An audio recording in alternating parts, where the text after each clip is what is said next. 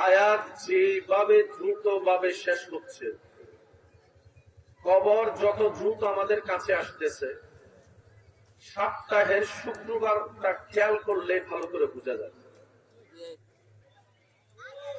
কথা বলেন, শনি রবি যে কত দ্রুত বিদায় নিচ্ছে, শুক্রবার চলে আসে। জুমার নামাজ পড়ে ঘরে আসতে না আসতে, খাবার খেতে না খেতেই আবার কানের মধ্যে শোনা যায়, বলেন আসরের আজান। অনেকে এমনও বলে এই তো মাত্র নামাজটা পড়ে আসলাম,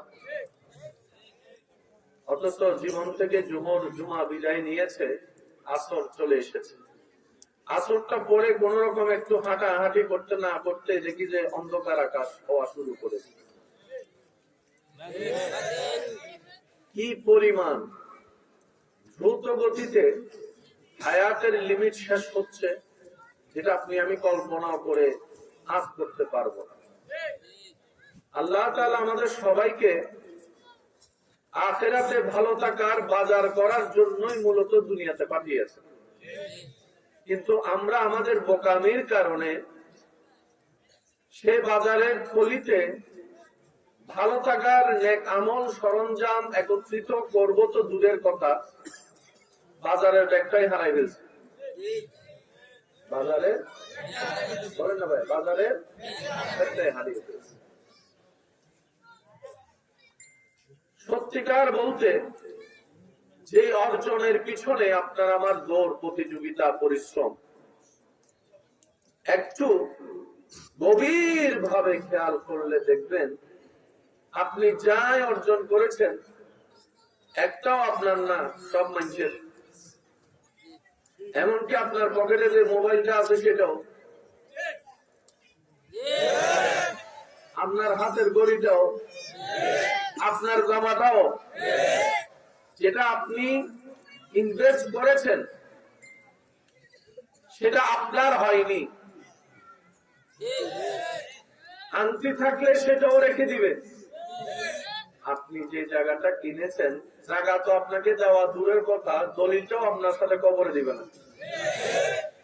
এইবার একটা মানুষের জীবনে অর্জন বলতে আসলে আছে কি, সম্পদ বলতে আসলে আছে কি, যখন আপনি ঠান্ডা মাথায় চিন্তা করে দেখবেন, যেটা আপনার সাথে যাবে সেটা হচ্ছে, একটা হচ্ছে ঈমান আর একটা হচ্ছে নেক আমল। সুবহানাল্লাহ। কয়টা জিনিস পাইলাম? একটু জোরে বলেন, কয়টা? এই দুইটা ছাড়া দুনিয়া থেকে নিয়ে যাওয়ার মতো আপনার আমার আমাদের মূলত কোনো কিছুই নাই। আরেকটা মজার বিষয়, যে প্রবাসী ভাইয়েরা মাটির ঘর, বেড়ার ঘর রেখে বিদেশ গিয়েছে, অক্লান্ত পরিশ্রম করে খেয়ে না খেয়ে টাকা জমিয়ে পাঠিয়েছে, যার পরিশ্রমের বদৌলতে ফুটে ঘর, চারতলা বিল্ডিং হয়, সে প্রবাসী যদি মারা যায় দেখবেন লাশটা ঘর পর্যন্ত ঢুকে না। কোথায়? এটা জোরে বলেন। আমার প্রবাসী ভাই স্বপ্ন দেখেছিল ওই ঘরে একদিন আমি থাকবো, টাকা পাঠিয়েছি, দুনিয়ার মানুষ, দেশের মানুষ বানিয়েছে, আমি একদিন গিয়ে থাকবো। এই আশাটা পর্যন্ত পূরণ এই পৃথিবীর মানুষ করতে রাজি। সেজন্য বুদ্ধিমানরা এক একটা কদম খুব হিসাব করে দেয়, যাতে লস প্রজেক্টে যেতে না হয়। আবেগে চললে চলবে না, লস প্রজেক্ট বেশি হবে। অনেকে তো রাগ করে সুইসাইডও করে ফেলে। তা আপনি মরে গেলে, আমি মরে গেলে কি পৃথিবী কারোর জন্য দাঁড়িয়ে থাকবে? কত মানুষ এসেছে, কত বিজ্ঞ বিজ্ঞ মানুষ মরেছে। নিউটনের মতো মানুষের জন্য পৃথিবী থেমে থাকে নাই, আইনস্টাইনের মতো মানুষের জন্য পৃথিবী থেমে থাকে নাই। আপনি আমি কোন ক্ষেতের মূলা? আজীবন মাথায় রাখবেন, পৃথিবী সব সময় চেষ্টা করে কেমনে লাথি দিয়ে বাইর করতে পারে। পৃথিবী কখনো ধরে রাখে না, বের করে। বলেন কি করে? পৃথিবী কখনো ধরে রাখে না, বের করে দেয়। 2টা পয়সার মূল্যায়ন পৃথিবী কাউকে করে না, কারো জন্য 1 সেকেন্ড ওয়েট করে না। না পৃথিবী করে, না সময় করে, না সূর্য করে, না চন্দ্র করে। কিন্তু যখন আল্লাহর প্রিয় বান্দাদের বিষয় চলে আসে, যখন আল্লাহর প্রিয় বান্দাদের কোনো বিষয় চলে আসে, তখন নিয়মটা পাল্টায় যায়। আপনার আমার জন্য 1 সেকেন্ড সূর্য অপেক্ষা করে না, করবে না, কিন্তু মওলা আলীর জন্য রাসূলের দোয়ায় আল্লাহর হুকুমে আবার সূর্য পুনরায় ফিরে এসেছে। এই জায়গায় আজীবন একটা কথা মনে রাখবেন, যা করার করেন, যেমনে চলার চলেন, গোড়াটা ঠিক রেখে। বুঝতে পারছি কথা? গোড়া যদি ঠিক থাকে, শীতকালে পাতা যদি ঝরেও যায়, আবার পাতা গজার সম্ভাবনা।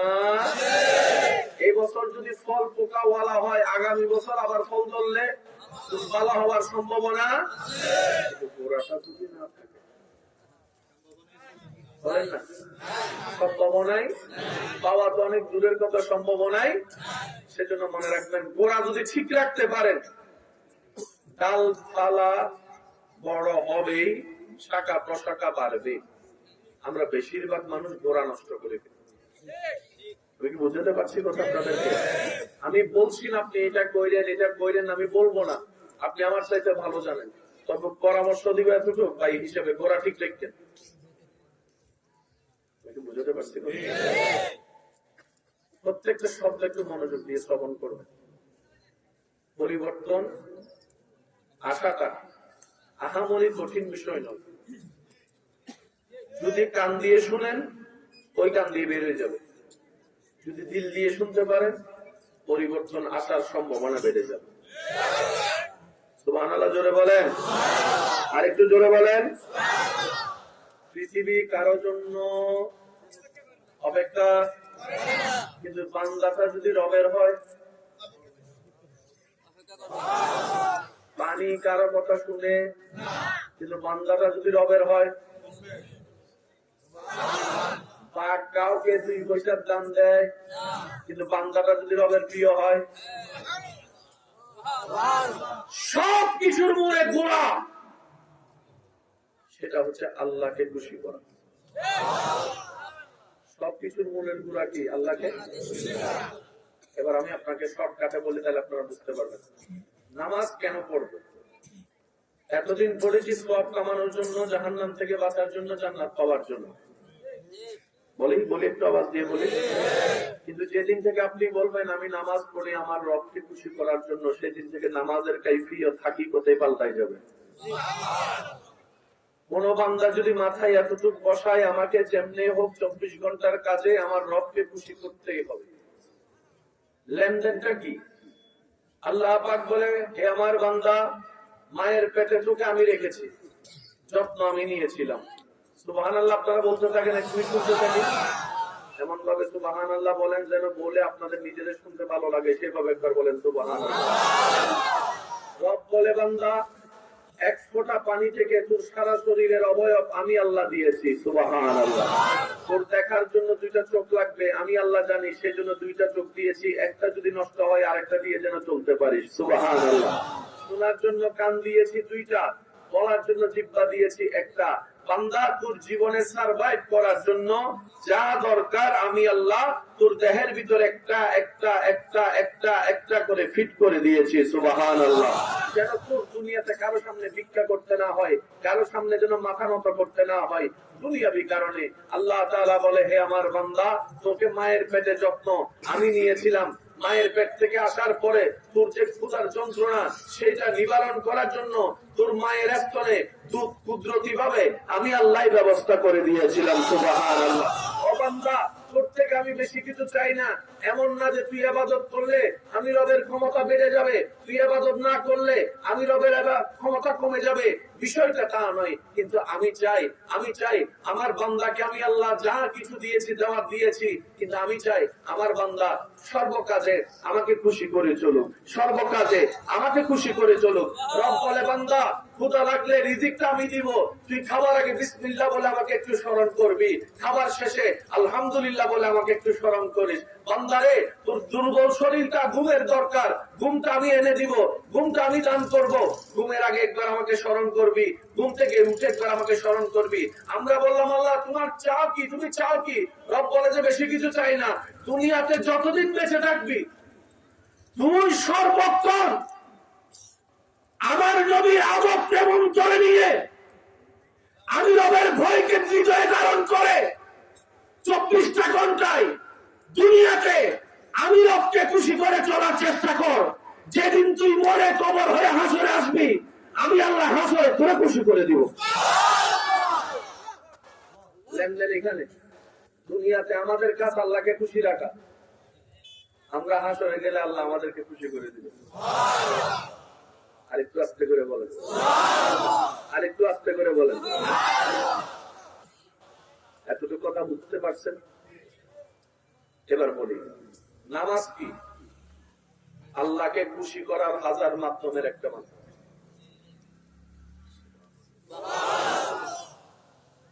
আরেকটু বড় করে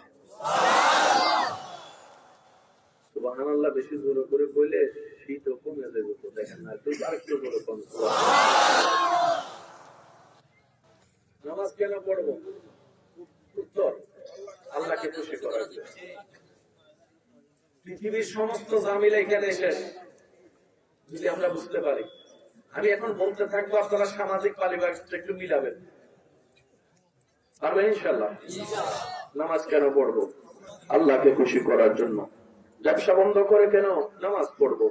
যিনি রিজিক দেন ওনাকে খুশি করার জন্য। সুবহানাল্লাহ। স্কুল মাদ্রাসার মধ্যে নামাজ টাইম হলে কেন নামাজ পড়বো? যিনি জ্ঞান দেন ওনাকে খুশি করার জন্য। আর একটু জোরে বলেন না। জিমের মধ্যে করতে গেলে নামাজের টাইম হলে জিম বাদ দিয়ে কেন নামাজ পড়বো? যিনি শক্তি দেন ওনাকে খুশি করার জন্য। সুবহানাল্লাহ। আপনার আমার প্রত্যেকটা কাজ যদি রবের খুশির জন্য করা হয়, সুদ অটোমেটিক বন্ধ হয়ে যাবে, ঘুষ অটোমেটিক বন্ধ হয়ে যাবে, ভাই ভাইয়ের ঝগড়া অটোমেটিক বন্ধ হয়ে যাবে, বড়রা ছোটদেরকে ক্ষমা করে দিবে, ছোটরা বড়দেরকে শ্রদ্ধা করা শুরু করবে, এলাকার জামিলা শেষ হয়ে যাবে, বৌনি দিয়ে পিন লাগাইয়া বিয়ে লাগিয়ে দেওয়ার সেই যন্ত্রণা বন্ধ হয়ে যাবে। কারণ সবার মাথায় শুধু কাজ করবে, আমার আল্লাহ খুশি হবে তো, আমি এই কাজটা করলে আমার আল্লাহ রাজি হবে তো, এই কাজটা করলে। রব বলে যে তুই যখন মনে প্রাণে আমারে খুশি করার নিয়ত বসাই ফেলবি, আমি আল্লাহ তোর সামনে রাস্তাটা সেইভাবে বসাই দিব যেন প্রত্যেকটা কাজে আমাকে খুশি করতে পারে। আমরা চেষ্টা করার পরেই আল্লাহ দেয়। আরেকটু জোরে বলেন বাবা, কথা বলেন না প্লিজ, একটু একটু। আমাদের একটাই কাজ, যেমনে হোক আল্লাহকে কি করা। এবার কোন একটা পজিশনে, পরিবেশে, পরিস্থিতিতে আপনার মা কিংবা বাবা সবার সামনে আপনাকে ইচ্ছা মতো বকা শুরু করছে, এটা আপনার ইজ্জতে লাগতেছে। প্রেস্টিজ বলে একটা কথা। হঠাৎ করে আপনার মা আপনার বাবা রেগে জোতাটা হাতে নিয়ে আপনাকে মারা শুরু করছে, তখন আপনার করণীয় কি? একটু খেয়াল করবেন।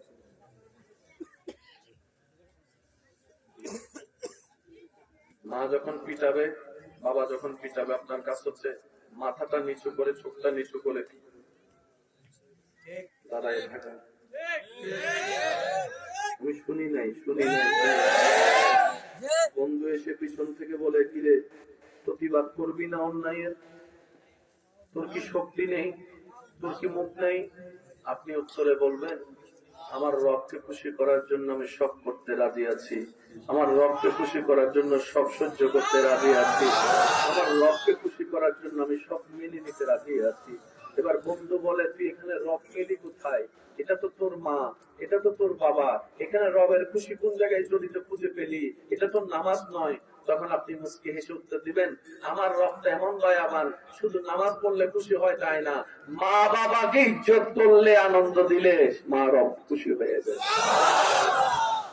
আমার মা আমাকে 1,00,000 বার জোতা দিয়ে পিটাইলো, আমার ইজ্জত বিন্দু পরিমাণ কমবে, বরং আমি যদি সে জায়গায় আদব দেখাইতে পারি, আল্লাহ তোর জায়গায় আমাকে। আমি যুবকের আওয়াজ চাচ্ছি, যুবক ভাইয়ের আওয়াজ দিয়ে বলেন সুবহানাল্লাহ। মা যখন রাখবে, বাবা যখন রাখবে, রাইট হোক আর রং হোক,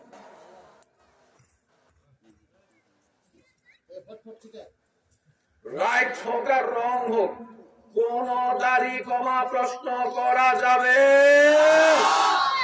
যদি সিচুয়েশন এমন হয় দশজনের সামনে মা বাবা পিটাইতেছে, আপনার কাছে আদব দেখায়া মারে মারে মারে, তবে মনে রাখেন এই যে জায়গায় মা বাবার মাইকটা পড়িব, এতটুকু বলতে পারবেন জাহান্নামের আগুন থেকে বাঁচার একটা রাস্তা হয়ে যাবে। আমি শুনিনি। আল্লাহ শুধু কারণ খুঁজতে থাকে, বান্দারে কেমনে জাহান্নাম থেকে জান্নাত দিবে। সব বান্দারে চায় আল্লাহ জান্নাত দিতে, এরপরও যদি আমরা জান্নাত না পাই,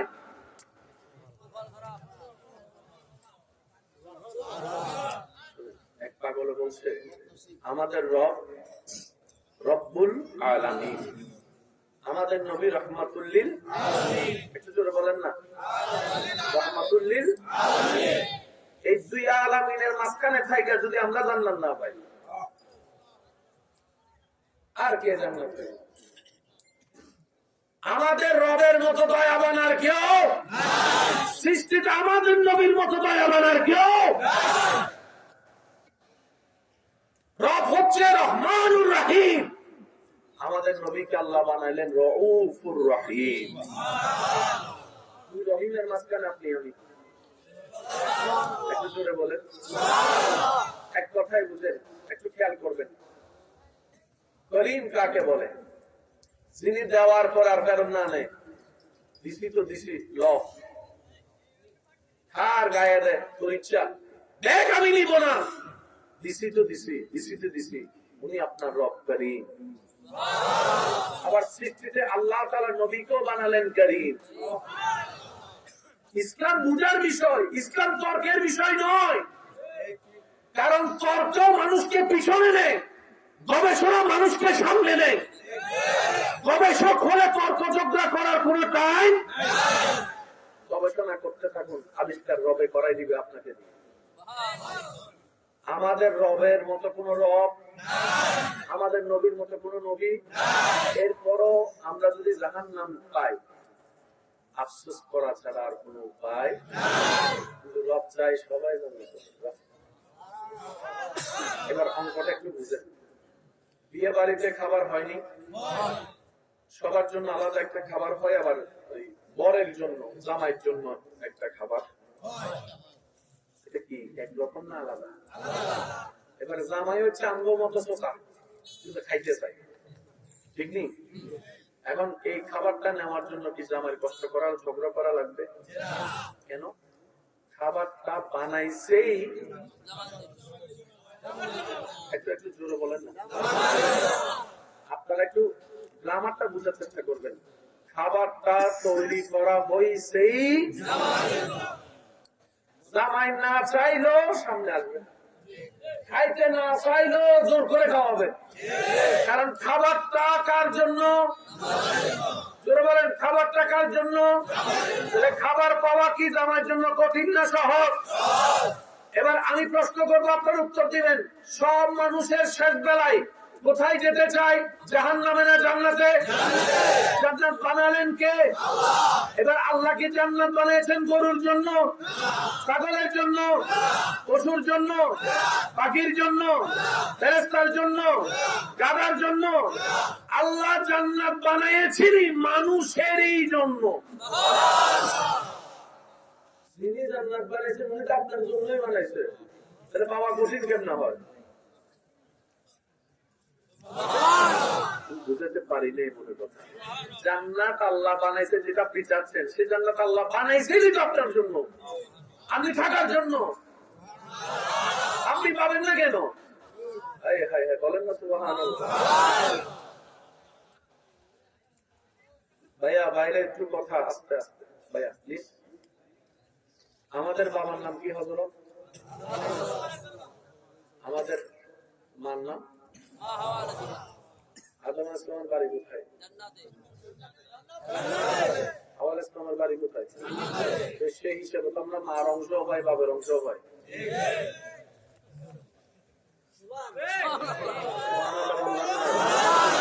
বাবার একটা অংশধারী নাই, সেই হিসেবে তো বাবার বাড়ি তো জান্নাত। হ্যাঁ, কি বলেন আপনারা? মা হিসেবে একটা সংসার, একটা অংশ পাবনি। মার বাড়ি কই? রব বলে যে তোর বাবার বাড়িও জান্নাত, মার বাড়িও জান্নাত, আমিও বানাইছি তোদের জন্য জান্নাত। এরপরও যদি না পাস,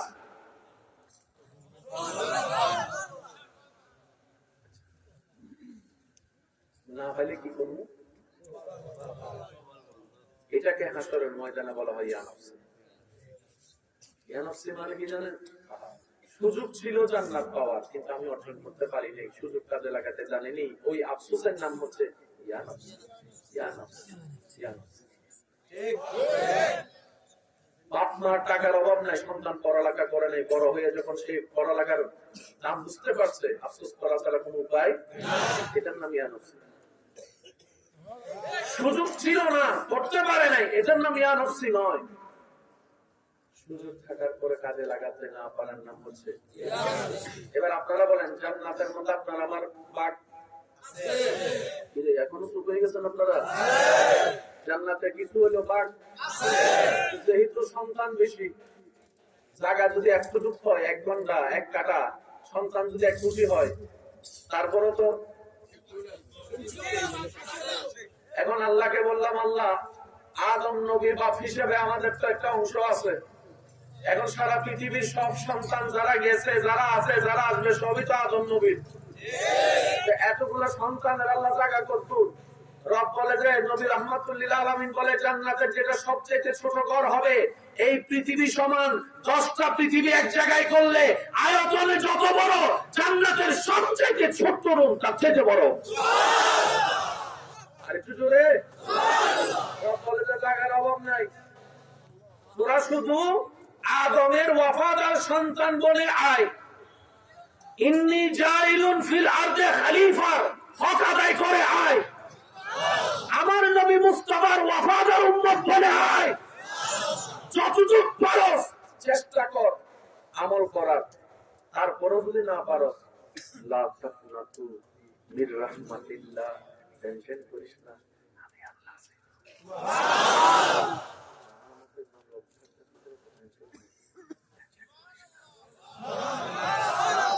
সেজন্য মনে রাখবেন, যে মনে প্রাণে বলে যে আমার রব আছে, তার টেনশন দিন দিন। আমাদের টেনশন বেড়ে গেছে কেন জানেন? আমাদের সব মনে থাকে, রব আছে এটাই মনে থাকে না। একটু জোরে বলেন না। বিপদ থেকে উদ্ধার করার মালিককে। আপনি আমি যখন দুনিয়ার কেউ সাপোর্ট করে না, সাহায্য করে না, খবর নেয় না, তখন মন খারাপ করে বসে থাকি, দেখছো নি তার বিপদে, আমি লাগছি, আমার বিপদে তার কোনো খবর নাই। 10 বার কল দিছি, একবারে কল রিসিভ করানো, এরপর মোবাইল বন্ধ করে দিছে। হাই হাই, কেমনে উঠতাম, কেমনে উঠতাম, কেমনে উঠতাম। আল্লাহ কয়, তুই বাবস কি নাই, আমি কি নাই, তুই আমার দিকে না তাকাই থাকবি। যে রব খুঁটি ছাড়া আসমান বসায় রাখতে পারে, রশি ছাড়া সূর্য উঠতে পারে, ডুবাইতে পারে, ওই রব মৃত্যুর মতো 3.5 লাখ মানুষেরা চালাইতে পারে না বেড়া। আল্লাহ পাক বলবে, বর্ষাটা আমার উপর রাখিস, বর্ষাটা আমার উপর রাখিস, তাতে ঘুমের ওষুধ খাওয়ার দরকার আর হবে না। সুবহানাল্লাহ, আরো জোরে বলবেন না আপনারা? আমার কথা কি বুঝে আসছে আপনাদের? বেশি কঠিন হয়ে যাচ্ছে না তো? রব বলে যে, বান্দা জান্নাত এটা বানাইছি তোদের জন্য। এবার চলেন আমরা একটা অঙ্ক মিলাই। তর্ক অনেক হয়েছে, মানুষের ভুল অনেক করছি, আজকে ধরবো নিজের ভুল। রাজি আছেননি আপনারা? কারণ আসলে আল্লাহ আমাকে আপনার সম্পর্কে জিজ্ঞাসা করবে না, আমাকে আমার সম্পর্কেই জিজ্ঞেস করবে। নিজের দোষগুলা যদি ধরতে পারি তওবা করাটা সহজ হবে। আমার ভাইয়েরা বলুন, জান্নাতে যেতে গেলে সওয়াবের বেশি দরকার আছে না নাই? যদি গুনাহ বেশি হয় কোথায় যাবে? একটু জোরে বলেন, কোথায় যাবে? এই কথায় কারো কোনো দ্বিমত? এবার আপনারা সব জ্ঞানে বলুন তো, এই জীবনে আপনি আমি সওয়াব বেশি করছি না গুনাহ বেশি করছি? গুনাহ বেশি হলে কোথায় যায়? আরো জোরে বলেন, আরো জোরে। কিন্তু রব চায় জান্নাতে। লাগছে না একটা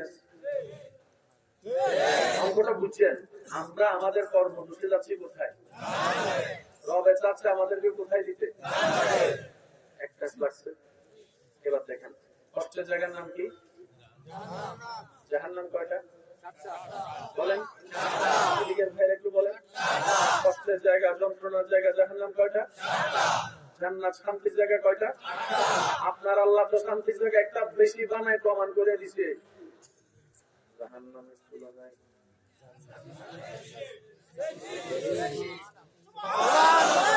কষ্টের জায়গা কয়টা? শান্তির জায়গা। আল্লাহ চাই সবাই জান্নাতে যাক, আমরা চাই এটা জাহান্নামে যাক, এটা জাহান্নামে যাক, ওটা জাহান্নামে যাক। লাগছে নি বেশ? একটু জোরে কয় না, লাগছে নি বেশ? এবার হিকমতটা দেখেন, আল্লাহর কত সুন্দর হিকমত। রব বলে, বান্দা খুব মায়া করে তোরে বানাইছি, খুব মায়া করে সব সৃষ্টিকে আদেশ দিয়ে বানিয়েছি। তুই সৃষ্টিকে আমি আল্লাহ দিয়া দাইয়া নিজের কুদরতে হাত দিয়ে বানিয়েছি। ও বান্দা, তোর শরীরটাকে আমি আল্লাহ বানাইছি, আমি আল্লাহ। বান্দার সারা শরীরে আল্লাহর রহমতের স্পর্শ। আল্লাহ পাক বলে, তোর মা 10 মাস পেটে রাখাতে তুই ভুল করার পরও তোর বাবার থেকে মায়ের খেতে তোরে দেয় নাই। তোর বাপ পিঠাইতে আসলো, সন্তানকে মা বুকের মধ্যে নিয়ে পিঠটা দিয়ে দিয়েছে, মা নিজের পিঠ আমার পিঠে পড়ুক, আমার সন্তানে যেন আঘাত না পায়। রব বলে, 70 জন মায়ের চাইতে বেশি আমি আল্লাহ তোকে ভালোবাসি, তোকে ভালোবাসি। ও বান্দা, কোন সুস্থ মানুষ নিজের চোখের সামনে কোন মানুষ আগুন পুরুষ সহ্য করতে পারে না, আর আমি আল্লাহ তো তোকে বানাইছি। আমি চাই না তোরা জাহান্নামে যা, আমি চাই না, আমি চাই না। যত ধরনের সুযোগ আমি আল্লাহ সব উন্মুক্ত করে দিলাম, তারপরে তোরা জান্নাতে যাওয়ার চেষ্টা কর। রবের পক্ষ থেকে সুযোগ আসছে কি আসে নাই? এবার আমি আপনাদেরকে শর্টকাটে বলছি, উলামায়ে কেরামের দোয়া নিয়ে আপনারা শুধু অঙ্কটা মিলাবেন, মিললে নিবেন, না মিললে নেওয়ার কোনো দরকার নাই। আল্লাহ পাক আমাদের সকলের হাজিরি কবুল করুন। আপনার নবী, আমার নবী। ভাইয়া বাহিরে একটু আওয়াজটা কম করলে সুন্দর হয়।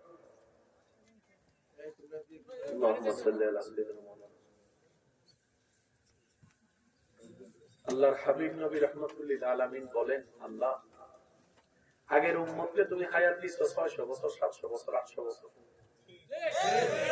আমার উম্মতের হায়াত 40 বছর, 50 বছর। একসময় মানুষ 70, 80, 90 বছর বাঁচত, এখন কিন্তু এটা দেখা যায় না। দাদা ঘরে বসে থাকলে নাতি কবরে। এই এলাকায় নাই মনে হয়? আওয়াজ দিয়ে বলেন না জানা? আগে মানুষ দাড়ি সাদা হইলে দাঁত পড়লে তখন মনে চিন্তা আসতো। এখন মোটর সাইকেল নিয়ে সকালে বের হইছে, রাত্রেবেলা লাশ পেয়ে ঘরে ফিরছে, এরকম অনেক ঘটনা। নবী রাহমাতুল্লিল আলামিন বলে, আল্লাহ আমার উম্মতের হায়াত কম। 800 বছর যারা সুযোগ পেয়েছে ওই ইবাদতকারী অন্য নবীর উম্মতের সাথে টক্কর দিয়ে তো আমার উম্মত টিকতে পারবে না। 800 বছরের ইবাদতকারী 30 বছরের 40 বছরের ইবাদতকারী।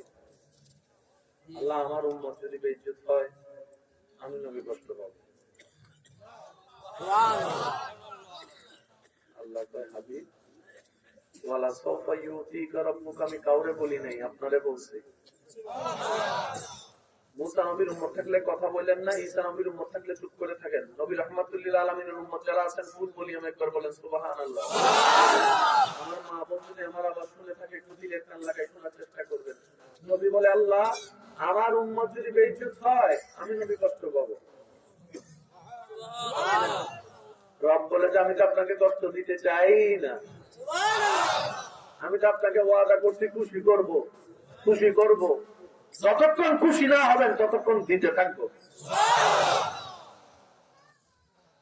আল্লাহর বিচারে কোন 19-20, আল্লাহ বিচার করলে একজন জান্নাতে যেতে পারবো এমন কেউ আছে?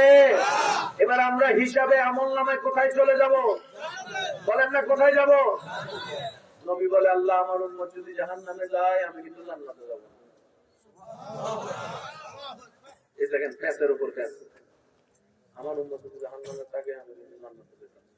আল্লাহ বলে যে আপনি যদি জান্নাতে না যান জান্নাত উদ্বোধনই হবে না। জান্নাত উদ্বোধন করতে আমাদের নবীরে লাগবে। আমাদের নবী শর্ত দিচ্ছে, লাগছে নি আনটা কথা কয় না। আপনি অনেক সেলিব্রিটিকে ভালোবাসেন, সেলিব্রিটির জন্য কান্নাও করেন, মিসও করেন, পাগল কামিও করেন। কোন সেলিব্রিটি মানুষ কি আপনাদের জন্য আমাদের জন্য কান্না করবে? নবী রহমতুল্লাহ আলামিন আজীবন কান্না করেছেন আমাদের জন্য। কার প্রেমে পাগল হওয়া দরকার? আফসোস কার প্রেমে দৌড়াইছি আমরা। ওই সেলিব্রিটি আমরা চিনিও না। বলেন না বলেন না, এত কোটি কোটি ওনার বক্ত আছে, আপনারা আমার মতো একটা মানুষের মনে রাখা চিনার কোনো দরকার আছে? কিন্তু আমার নবী বলে আমি আমার উম্মত প্রত্যেকটারে চিনি, প্রত্যেকটারে চিনি, প্রত্যেকটারে। সুবহানাল্লাহ বলবেন না? যারা আমার উপর দরুদ পড়ে আমি তাদেরকেও চিনি, তাদের বাপকেও চিনি, তাদের মাকেও চিনি, তাদের গ্রামও চিনি, তাদের দেশও চিনি, তাদের চেহারাও চিনি।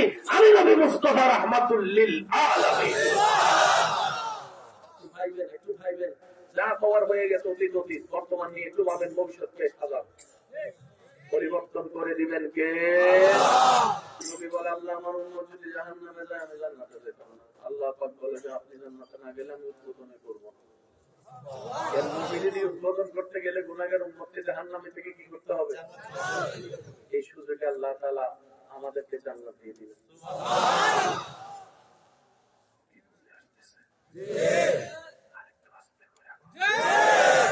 বুঝে আসতেছে? মাইকের আওয়াজ বুঝতে যাচ্ছে, অঙ্ক একটু মিলে লই, আরেকটু জোরে, কারণ আল্লাহ বিচারক হইলে কেউ পার পাওয়ার কোন সুযোগ নেই। এবার নবী বলে আল্লাহ আমার উম্মতের হায়াত কম, তুমি কেউ যদি কম হয় কেন হইবে? আল্লাহ কয় হাবিব টেনশন করেন না, ইন্না আনজালনাহু ফি লাইলাতিল কদর ওয়া মা আদরাকা মা লাইলাতুল কদর, লাইলাতুল কদর খায়রুম মিন আলফি শাহর। সুবহানাল্লাহ। আপনার উম্মতকে আমি আল্লাহ এমন একটা রাত দিব যে রাতে সে দাঁড়াবে। সুবহানাল্লাহ। ডান কানের ফেরেশতা লিখবে সেই বান্দা 1000 মাসের চাইতেও বেশি আমি আল্লাহর ইবাদত করেছে। সুবহানাল্লাহ। এই কথা সবাই তো জানেন, জানেন। আজকে চলেন উলামায়ে কেরামের দোয়া নিয়ে একটু গভীরে যাই। লাইলাতুল কদর কি দিনে না রাতে? রাতের সময় কি লম্বা নাকি নির্দিষ্ট? মাগরিবের পর থেকে সুবহে সাদি, তারপরে সময়, কারণ এই দিনের মধ্যে 24টা ঘন্টায় অনেকগুলা টাইম আছে। ভোরবেলা আছে, সকালবেলা আছে, মধ্যাহ্ন আছে, দুপুর আছে, বিকাল আছে, সন্ধ্যা আছে, মাগরিব আছে, রাত আছে, মধ্যরাত আছে, গভীর রাত আছে, কত টাইম। কদর রাতে আল্লাহ বলছেন আমি সুপ্রিম কোর্ট থেকে ডান কাদের ফেরেশতারে রায় দিয়েছি 1000 মাস লাগাতার ইবাদত করার সওয়াব লিখে দিবেন। সুবহানাল্লাহ। এর মাস কিভাবে হয় একটু যদি খেয়াল করি, সেকেন্ডে মিলে মিনিট, 60 মিনিটে হয় 1 ঘন্টা, 24টা ঘন্টায় হয় 7 দিনে হয় 30 বা 29 দিনে হয়, আরো জোরে বলেন। এবার আল্লাহ কি বলেছেন জানেন? আহা, আল্লাহ পাক বলে হাবিব আপনি টেনশন করছেন আপনার উম্মতের হায়াত, আপনার হায়াত কম বলে সওয়াব কমে যাবে। না না, আপনার উম্মতকে আমি আল্লাহ এমন একটা রাত দিয়েছি সে এক রাতের কিছু অংশ যতটুকু পারে দাঁড়াবে, ডান কাঁধের ফেরেশতা লিখতে থাকবে এই বান্দা প্রত্যেক দিন 24টা ঘন্টা প্রত্যেক সেকেন্ডে 1000 মাস লাগাতার আমি আল্লাহর ইবাদত করেছে, ইবাদত করেছে। দাঁড়াইছেন রাতে, এটা লিখতেছে সকাল 10টায় দাঁড়াইছে, 11টায় ইবাদত করে, 12টায় ইবাদত করতেছে, 13টায় ইবাদত, 14টায় ইবাদত, 15টায় ইবাদত, 16টায় ইবাদত, 24 ঘন্টা ইবাদত, 24 ঘন্টা ইবাদত। বাম কাঁধের ফেরেশতা কয় এক্সকিউজ মি, সুবহানাল্লাহ, কাজ কি লেখা? গুনাহ লেখা। বলে কি লেখা? এটার কাজ কি লেখা? নেক লেখা। জান্নাতে যেতে গেলে কি লাগবে? এবার বান্দাদের ফেরেশতা কইছে, এক্সকিউজ মি, কি লেখস? সওয়াব লেখি। বাসায় তো ঘুমাইতেছে, তুই সওয়াব কি লেখস? বাসায় নামাজ পড়তেছে, নামাজ পড়তেছে, নামাজ পড়তেছে, নামাজ পড়তেছে। আমি চোখে দেখতেছি তুই যে নামাজ লিখতেছ এটা তো বেমানি করতেছ। খবরটা লপুশাই মত করো, চিনো কে কে? ডান কাঁধের ফেরেশতা বলে, খবরদার আওয়াজ করিও না, এটা ভিআইপি নবীর ভিআইপি উম্মত।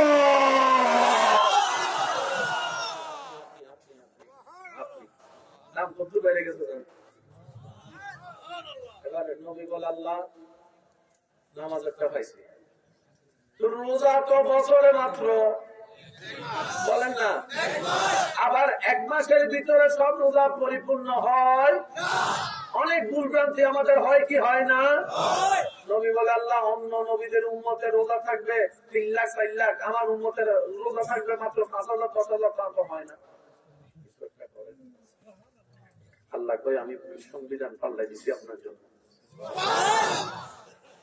আল্লাহ কি রব বলে, আপনার উম্মতকে বলবেন রমজানের সব রোজা রাখার পরে ঈদের চাঁদে শাওয়াল মাসে যে রাখবে 6 রোজা, আমি আল্লাহ সুপ্রিম কোর্ট থেকে রায় দিয়ে দিয়েছি, ডান কাঁধের ফেরেশতা লাগবে 365 দিন সে লাগাতার রোজা রেখেছে।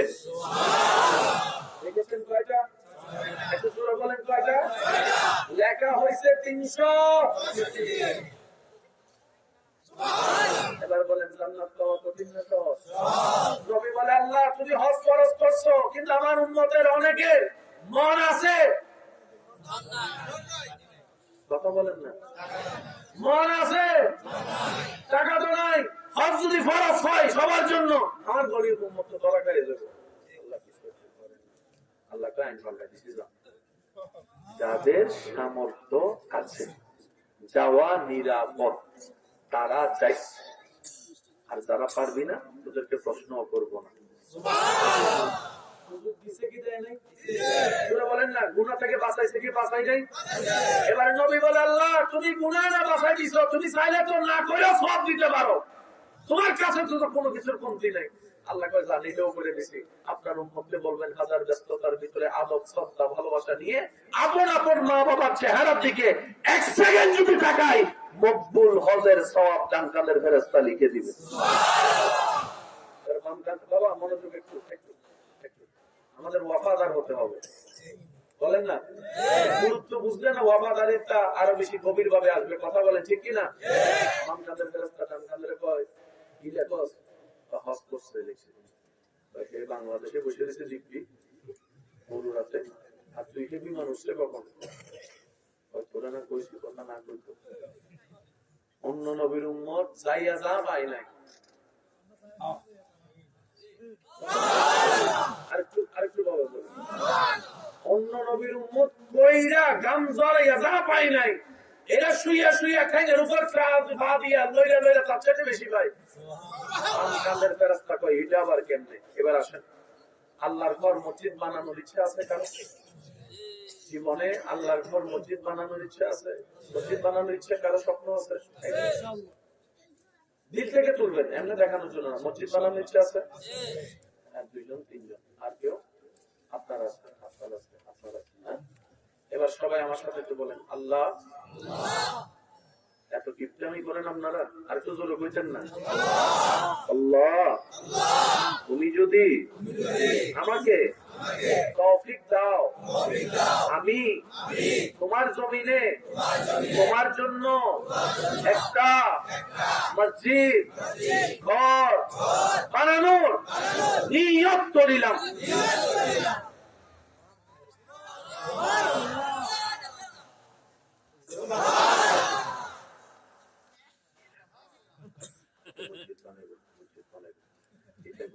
আমি কসম করে কইতেছি, এর পকেটে 7 টাকার বেশি টাকা নাই। 7 টাকা গিয়েছে, মিস্ত্রি কোনো জায়গা কিনবো না, রড কিনবো না, মিস্ত্রি আনবো, কি জ্বালায় কস। তখন টান কানের ফেরেশতা কয়, তুই মনে সংবিধান খরচ নাই। এটা আল্লাহর হাবিব বন্ধুর উম্মত তো সব উল্টা বলতে সব আলাদা আলাদা হিসাব হয়। কেমন? আগের যুগের মানুষ কইরা যা পাইতো, শেষ নবীর উম্মত নিয়ত করলে সওয়াব লেখা শুরু হয়ে যায়। এবার আরেকটা নিয়ত করে ফেলেন, আল্লাহ তুমি যদি তৌফিক দাও, আমি আমার হালাল ইনকাম থেকে আমার মা বাবা স্ত্রী সন্তানকে হজ করানোর নিয়ত করিলাম।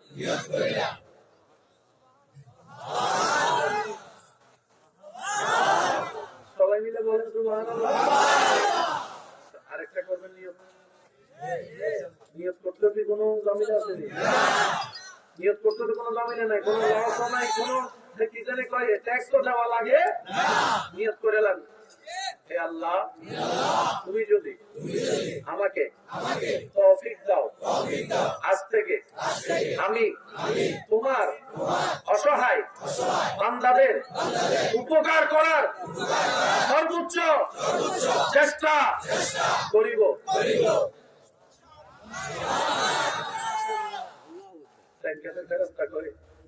কি এক্সামিলাই বললাম, বিরতিও হয় না। আরে হজরটা করছস নিয়ত, আর একটা মা বাবার এটা মসজিদের টানা হয় 10 বছর ধরে করতি, 24টা ঘন্টা নন স্টপ সব লিখতে থাকে। একমাত্র কারণ নবী রাহমাতুল লিল আলামিনের উম্মতের খাতায় আপনার আমার নাম থাকার কারণ। আমি সুবহানাল্লাহ ছোট হলে মানব না, আরো জোরে বলতে হবে সুবহানাল্লাহ। এবার ঠিক আছে, এবার আরেকটা নিয়ম ইনশাআল্লাহ। আল্লাহ তুমি যদি তৌফিক দাও, আমি ফজরের নামাজ পড়ার নিয়ত করিলাম।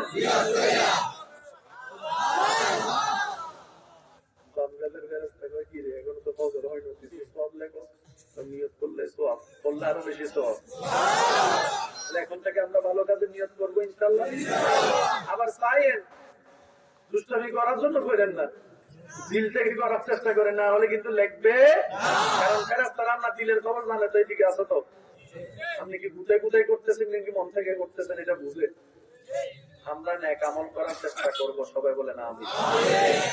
নবী বলে আল্লাহ তুমি এত দয়া করছো, 5 ওয়াক্ত নামাজ বাকি 13 বাকি 23 ঘন্টা আমার ভর্তি করবে, একটু সহজ করে দাও।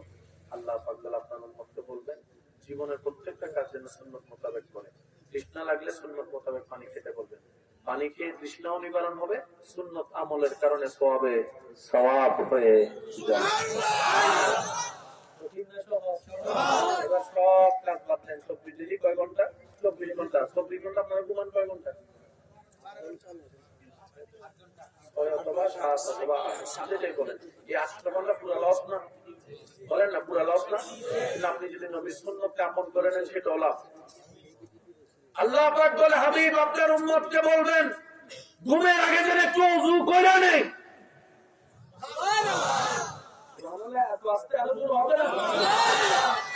আল্লাহ পাক বলে হাবিব আপনার উম্মতকে বলেন ঘুমের আগে যেন ওযু বানায়।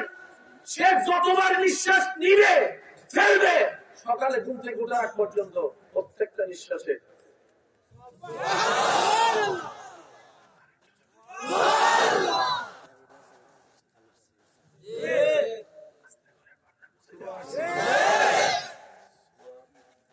পরিশ্রম কম, বেতন কত বেশি, কল্পনা। এরপরও যদি আমরা জাহান্নামে যাই, আমি তো মাইরা দিচ্ছি, আপনি তো মারানো না। এখন এতদিন তো নিজের কপালে মারছেন,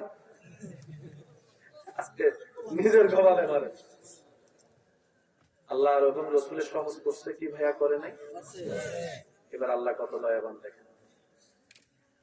আল্লাহ বড় যদি তুই কামাইতে না পারো চিন্তা করিস না, আমি রহমান আছি। তুই শুধু ইমানটা লইয়া কোন রকম খবরের পরীক্ষাটা পার করে হাসরে আয়। তুই শুধু ইমানটা মজবুত কইরা কোন রকম কবরের পরীক্ষাটা পার করে হাসরে আয়। আমি আল্লাহ এমন সিস্টেম করব,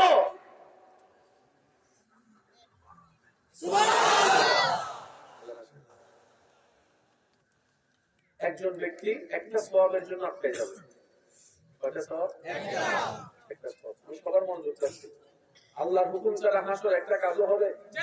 এবার দেখেন আল্লাহ কেমনে বাঁচায়। এটা আপনিও হতে পারেন, আমিও হতে পারি, কারণ হাদিসে কারো নাম উল্লেখ করা, আপনিও হতে পারেন, আমিও হতে পারি, কিন্তু সে হবে সৌভাগ্যবান। সুবহানাল্লাহ। একজন বান্দা একটা সওয়াবের জন্য আটকে যাবে, জান্নাত পাবে না। কম নম্বরে ফেল করলে তো মনের বুঝতে পাওয়া যায়। ঘরের দরজায় এসে যদি আসার খায়, এক নম্বরের জন্য গোল্ডেন এ প্লাস না পাইলে মনকে মানানো যায়? একটা সওয়াবের জন্য যদি জান্নাত না পাই, আল্লাহ তাআলা বলবেন, এই বান্দা হিসাব কি? আল্লাহ একটা সওয়াব। বুঝা আসলে তো তোর অনেক আত্মীয়স্বজন আছে, এক কাপ থেকে পারো একটা সওয়াব নিয়ে। আমি আস্তে আস্তে বলবো, আপনারা জোরে জোরে সুবহানাল্লাহ বলেন। এবার সেই ব্যক্তি বড় আশা নিয়ে দুনিয়ার মানুষের কাছে, যাদের সাথে উপকার করেছে, পরিচিত আছে, ভালোবাসা ছিল, এই ছিল সেই ছিল, সবার কাছে যাবে, সবাই বলবে নফসি নফসি নফসি, চিনি না চিনি না চিনি না, নফসি নফসি। আল্লাহ তোর একটা দিতেও দেন, আমি দিতে পারবো। সে মন খারাপ করে করে আসবে, হঠাৎ করে একজন বান্দার সাথে দেখা হবে। ওই বান্দা জিজ্ঞেস করবে, চিনে না জানে না, কিরে ভাই মন খারাপ কেন, কি অবস্থা কি? সবাই দেখছেন একের জন্য বেগজাম, ওর কাহিনী কি? আমার যদি একটা সওয়াব থাকতো, কারো থেকে পাইতাম, ওই একটা সওয়াবের জন্য আপনার মন খারাপ, এটা কোনো কথা? ধরেন আমার একটা সওয়াব আপনাদের দিলাম, তখন সেই ব্যক্তি বলবে, কেউ কারো দিল না, মা দিল না, বাবা দিল না, আপনি দিলেন কিনলেই। তখন সে বলবে যে আমার গুনাহ আছে 99টা, সওয়াব আছে একটা, থাকলো কি না থাকলো কি, অন্তত তুমি লইয়া যাও, তোমার উপকার হোক। আমার বান্দার সওয়াব আছে কয়টা? বলেন না কয়টা? থাকলো যে, যুবকের আওয়াজ পাই না, থাকলো যে। এবার সেই বান্দা একটা সওয়াব পেয়ে খুশি মনে রবের দরবারে যাবে। রব বলবে, এই হাসরের দিনে তোরে দয়া করছে এই রাখেনা দাস। এবার ওই যে এক সওয়াব দিছে তারও ডাকবে, আয় তুই বলে তার একটা সওয়াব দিছ, আল্লাহ দিছে। কেন দিছ? আল্লাহ আমার কাছে দিছস কেন?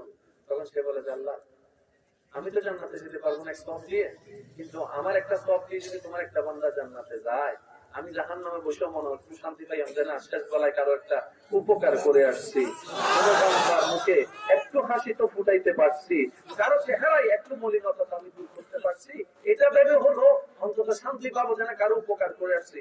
আল্লাহ পাক বলে যে তুমি আমার বান্দা হইয়া যদি দয়া দেখাইতে পারো, আমি স্রষ্টা হয়ে কি দয়া দেখাইতে পারি না? যা তোরও দিলাম জান্নাত, এক সওয়াবের মালিক, তোর গুনাহ মাফ করে তোরও দিলাম জান্নাত। আল্লাহু আকবার। ইয়া রাসূলুল্লাহ। উচ্চ আওয়াজে একবার বলেন সুবহানাল্লাহ। আরো জোরে বলেন সুবহানাল্লাহ। এক সওয়াব ওয়ালা কই? বলেন না কোথায়? জান্নাতে। একমাত্র আল্লাহ। নাহলে কোটি কোটি বান্দার সাথে ভিতরে তার সাথে দেখা হইল কেন? দেখা তো রব বানাইছে। আল্লাহ চাওয়াই আপনি জান্নাতে যান, জান্নাতে থাকেন, জান্নাতের নিয়ামত উপভোগ করেন, আল্লাহ বড় খুশি হবে। বলেন না সুবহানাল্লাহ। কেউ টাকা খরচ করতে চায়, কিন্তু যখন মেহমানদারির জন্য খাবার আয়োজন করে, মেহমান যদি না খায়, তখন আপনাদের আমাদের কষ্ট লাগে, কিন্তু খাইলে তো লস, খাবার কমে যাবে না, তখন আর এটা মাথায় থাকে ভাই একটু খান, ভাই আমার পেট ভরে গেছে। যখন মেহমানরা পেট ভরে খায়, মেজবানের দেখে মনটা বড় হয়ে যায়, যে না পেট ভরে তো খাইছে, সবাই খুশি মনে। এই কথায় কারো কোনো দ্বিমত আছে? এবার আওয়াজ দিয়ে বলেন, জান্নাত আছে না নাই? এখনো আছে না নাই? জান্নাতের সৌন্দর্য, ফলমূল আছে না নাই? রূপ সৌন্দর্য আছে না নাই? আপেল গাছ আছে না নাই? খাওয়ার মতো কেউ মাথায় রাখবেন, আপনি যেদিন জান্নাতে যাবেন সেদিন জান্নাতের ঈদের দিন। আমি জিম্মাদারের সাথে বলছি হুজুরের দোয়া নিয়ে, জান্নাত এখন আছে না নাই? একটু কল্পনা করে দেখুন তো, আপেল গাছ আপেল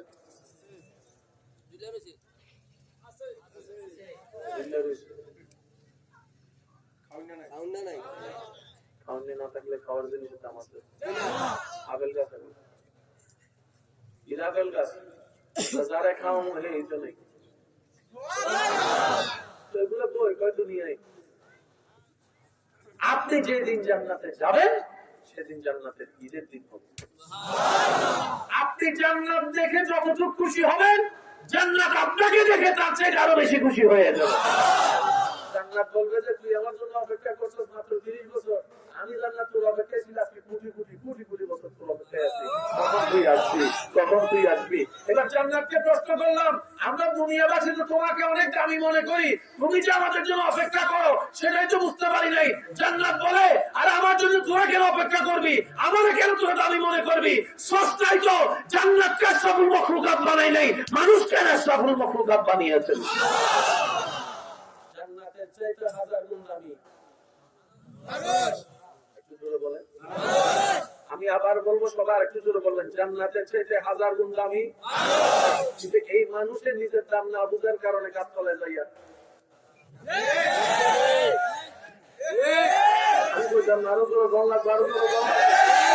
এই মানুষ নিজের দাম না বুঝে মেয়েদের পিছনে বহা করে ঘুরে। এই মানুষ নিজের দাম না বুঝা মুরব্বীদের সামনে সিগারেট টান মারে। এই মানুষ নিজের দাম না বুঝা চুলগুলা কাটে। এগুলা কি চুল নাকি মুরগির ফোক বুঝি না। নিজের দাম তো নিজে বুঝার কখনো চেষ্টা করা হয়নি। সেজন্য মনে রাখবেন, আশরাফুল মখলুকাত যদি আমরা হতে পারি, জান্নাত আমাদের খুঁজতে হবে না, জান্নাতেই রবের কাছে আমাদের কাছে আমাদেরকে বারবার চাইতে থাকবে। বলেন না সুবহানাল্লাহ। ইমানদার ভাইয়েরা, শেষ বিদায় বেলায় আপনাদের থেকে বিদায় নেওয়ার আগে একটা গুরুত্বপূর্ণ কথা আরজ করে আমি বিদায় নিব। আল্লাহ তাআলা সমস্ত নবীকে যা কিছু দিয়েছেন সব হাই লেভেল। বলেন সব কি? ওই পাওয়ার কল্পনায় আপনি আমি যেতে পারবো, ওই পাওয়ার কল্পনায় পাওয়া তো দূরের কথা, কল্পনা আপনি আমি যেতে পারবো। কিন্তু আল্লাহ তাআলা আমাদের নবীকে যা দিয়েছেন, সমস্ত নবী রাসূল কল্পনা করো সেখানে পৌঁছতে পারবে। আর একটু জোরে বলেন না। মুসা নবীর লাঠির আঘাতে পাথর 2 ভাগ, আর আপনার আমার নবী উহুদের ময়দানে যাওয়ার পরে পাহাড়ে ঢুকার পাহাড়ে নিজেই 2 ভাগ করে নবীকে জায়গায় করে দিয়ে। মুসা নবীর লাঠির বাড়িতে পানি 2 ভাগ, আর আপনার আমার নবী বাড়ি দেয় না শুধু একটু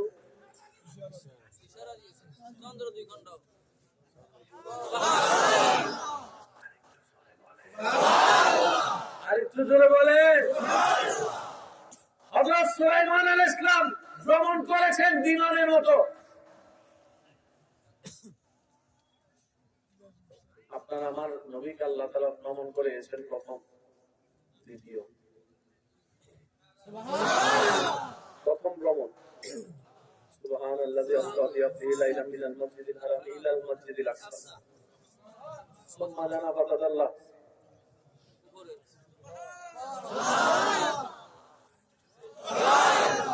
যাইতে যাইতে জিবরাইল বলে, ইয়া রাসূলুল্লাহ, আমার সীমানা, আমি আর পারবো।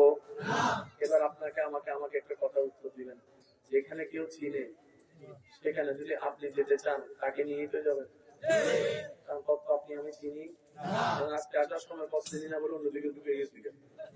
তখন মানুষ কিছু মেহমান আমার ভাইয়েরা বলতেছেন, ভাইয়া রাস্তায় না পালাইছেন বুঝা, এখানে কোনো নেম প্লেন নাই, কিছু নাই, চিনবো কেমনে? মাঝে মধ্যে গুগল মামা দুষ্টামি করে। গুগল মামার অন্ধবিশ্বাস করলে শেষ পর্যন্ত দেখবেন যাইতে যাইতে যাইতে রাস্তা শেষ, খালি বিল, কিছু কথা কয় না। আবার মাঝে মধ্যে যদি গুগল মামার মাথা একটু নষ্ট হয়, যাইতে যাইতে ভাইবেন সামনে একটা ব্রিজ ছাড়া খাল, ব্রিজ বানা, তারপরে তুই যা, সব কেমন বানাই দিব। ইমানদার ভাই, গভীর মনোযোগ। নবী রাহমাতুল লিল আলামিন মেরাজের রজনীতে জিবরাইল বলে যে, ইয়া রাসূলুল্লাহ,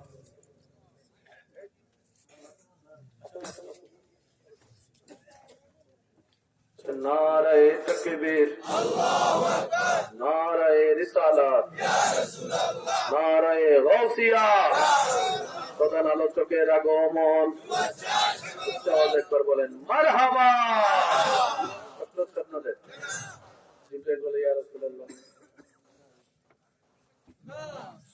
আপনি যান। তো জায়গাটা তো নবী আগে কখনো যাইনি, প্রথম। তো নবীর বলা দরকার ছিল না, আমি তো চিনি না।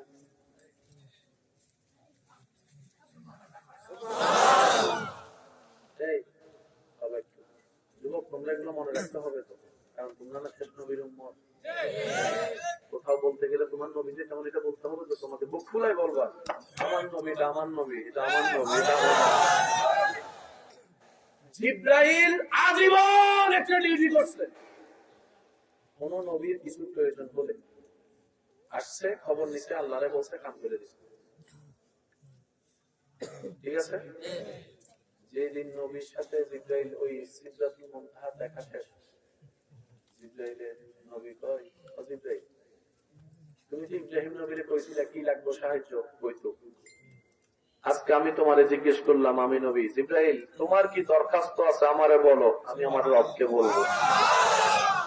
এতদিন অন্যের দরখাস্ত তুমি বলছো, আজকে তোমার দরখাস্ত আমি বলবো।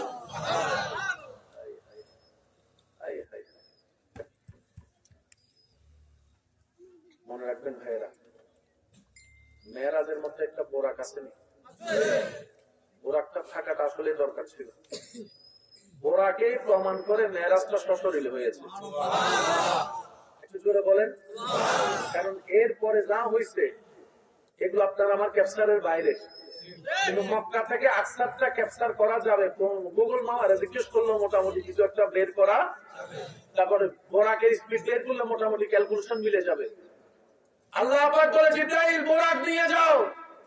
জিবরাইল বলে আল্লাহ তুমি চাইলে কেমন নিয়ে আসতে পারো, ঈসা নবীকে তুলে ফেলছো না,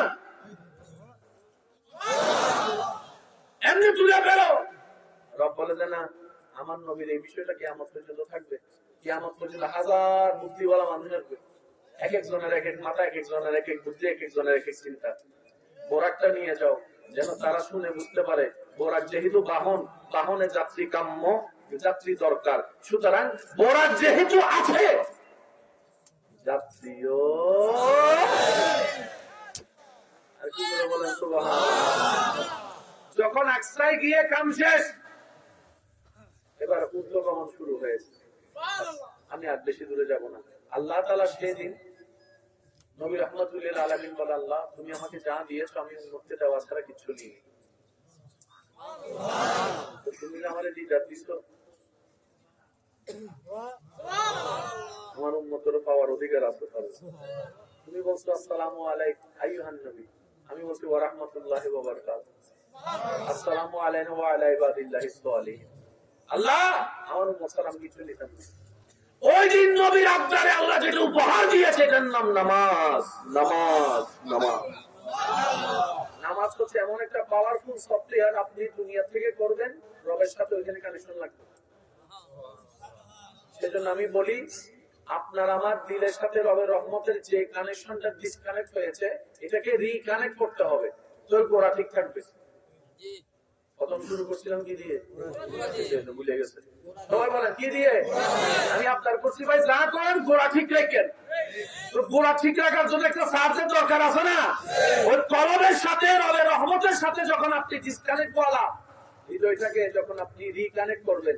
আমি রিকানেক্ট কেন বললাম, কানেকশন আগে থেকেই ছিল, গুনাহ করতে করতে এটা ডিসকানেক্ট করে ফেলছি। এখন এটাকে একটু রিকানেক্ট করতে পারলে নূর আসা শুরু হবে।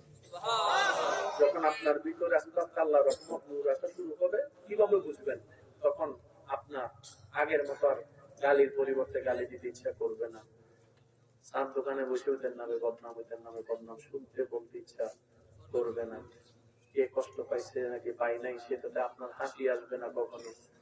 হ্যাঁ, কারো বিয়ে বৌনি দিয়া ফ্যাস লাগাইয়া কারো বিয়ে ভাঙতে ইচ্ছা করবে না, ভাইয়ের জায়গা দখল করতে ইচ্ছা করবে না, মানুষের থেকে 1 সপ্তাহের জন্য টাকা নিয়ে 10 বছরে যে পুরান ওইটার ইচ্ছা করবে না, চোখ দিয়ে সেই টাকা নিয়ে ইচ্ছা করবে না। তখন সারাক্ষণ ইচ্ছা করবে সবাই ভালো থাক, আমি দোষী, তোরা ভালো থাক। যখন রহমত আসা শুরু করবে দেখবেন আপনার ফেঁসে গেঞ্জামে যাইতে ইচ্ছে করবে, যা তোরা ভালো থাকলে আজান না, তোরা লগে যা। আমি কি বুঝতে পারছি? সেজন্য বেশিরভাগ পাগল আল্লাহর ওলিদেরকে, মজদুরদেরকে দেখবেন কারো আগেও নাই। আপনি আমি ভাত খাইতে কত টাকা ইনকাম করা লাগে, ইনকামের জন্য কত ঘন্টা পরিশ্রম করা লাগে দুনিয়াতে। আর পাগলদেরকে দেখবেন চাকরিও নাই, ব্যবসাও নাই, ডেলি ডেলি খায়, ডেলি ডেলি খায়। কিরে পাগল, চাকরি ব্যবসা কয় নাই, তুই খাস কেমনে? রাজ্জাক আছে তো, আমারও টেনশন নাই, আমার খরচাটা আমার মালিকের উপর করে দিয়েছি। আল্লাহ তাআলা আমাদের সকলের হাজিরি কবুল করুক, আমিন। আলোচনা আরো হবে, আপনারা এই মাহফিলটাকে ধরে রাখার চেষ্টা করবেন আন্তরিকতা এবং ভালোবাসার সাথে। আর আগামীকালকে শবে মেরাজ, এটা আমাদের গর্বের দিন, আনন্দের দিন। কারণ এই সুযোগ আর কেউ কে আল্লাহ দেয়নি, শুধু আমাদেরকে দিয়েছে। আল্লাহ তাআলা আমাদের সবাইকে বুঝার আমল করার তৌফিক দান করুক, আমিন। আজকের মাহফিলে প্রকাশ্যে গোপনে যারা সহযোগিতা করেছেন, মাওলা সবাইকে কবুল করুক, আমিন। আমি শেষবারের মতো সবার জবান থেকে একটু আল্লাহু আকবার ধ্বনিটা শুনতে চাই। দুই হাত তুলে আর এই মাহফিলে আজকে এসে যাদের অন্তর খুশি হয়েছে সেই আওয়াজ একবার বলেন আল্লাহু আকবার, আল্লাহু আকবার, লা ইলাহা ইল্লাল্লাহ, লা ইলাহা ইল্লাল্লাহ, লা ইলাহা ইল্লাল্লাহ, মুহাম্মাদুর রাসূলুল্লাহ সাল্লাল্লাহু আলাইহি। আপনারা যেগুলো আমাদের ইসলামী অনুষ্ঠান আছে, ঐতিহ্য আছে, ধরে রাখার চেষ্টা করবেন। যদি ফায়দা চান, আমাকে যারা ভালোবাসেন আবদার করে তাদেরকে বলি, ঝগড়াতে যাবেন না, তর্কে যাবেন না। তর্ক বাড়াই। আজকে যদি এলাকায় কোনো খুন হয়, মনে রাখবেন এটার কাহিনী আজকে না, অনেক আগে সূত্রপাত পেয়েছিল, আজকে প্রমাণ হয়েছে, প্রকাশ হয়েছে। বুঝতে পারছি? নির্মিষ থাকবেন, পারস্পরিক শ্রদ্ধা সম্মান দিবেন। আমার জন্য দোয়া দরখাস্ত রেখে আপনাদের থেকে বিদায় নিচ্ছি। ওয়াখিরু দাওয়ানা আলহামদুলিল্লাহি রাব্বিল আলামিন। আসসালামু আলাইকুম ওয়া রাহমাতুল্লাহি ওয়া বারাকাতুহু।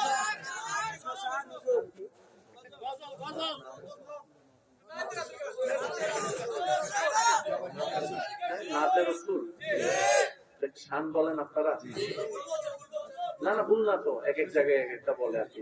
আমি শিখলাম, আপনারাও কইছেন। মেহেরবান তুমি মেহেরবান,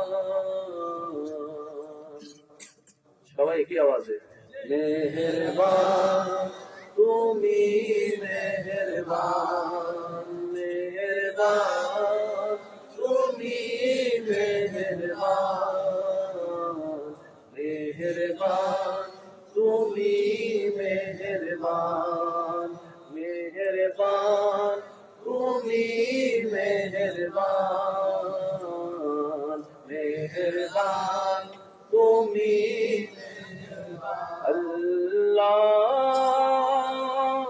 ও গো আল্লাহ, ক্ষমা করে দাও, মাফ করে দাও আল্লাহ, ও গো আল্লাহ, ক্ষমা করে দাও, মাফ করে দাও। জীবন মোদের যতদিন থাকিবে সুপথে চালাও, মাফ করে দাও আল্লাহ, ও গো আল্লাহ, ক্ষমা করে দাও, মাফ করে দাও। যাদের হৃদয়ে আছে আল্লাহর ভয়, তারা কবু পথ ভুলে যায় না, ঠিক কিনা? যাদের হৃদয়ে আছে নবীজির প্রেম, তারা কবু পথ হারা হয় না। আল্লাহ তাআলা সবাইকে কবুল করুক, আমিন। আসসালামু আলাইকুম ওয়া রাহমাতুল্লাহি তাআলা ওয়া বারাকাতুহু। মাশাআল্লাহ, আলহামদুলিল্লাহ।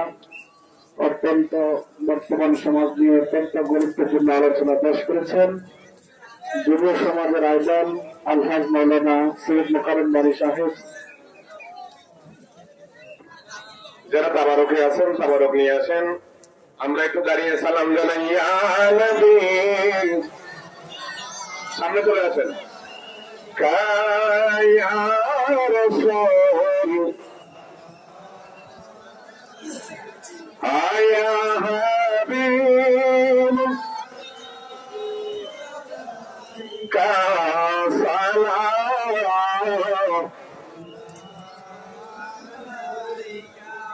আপনি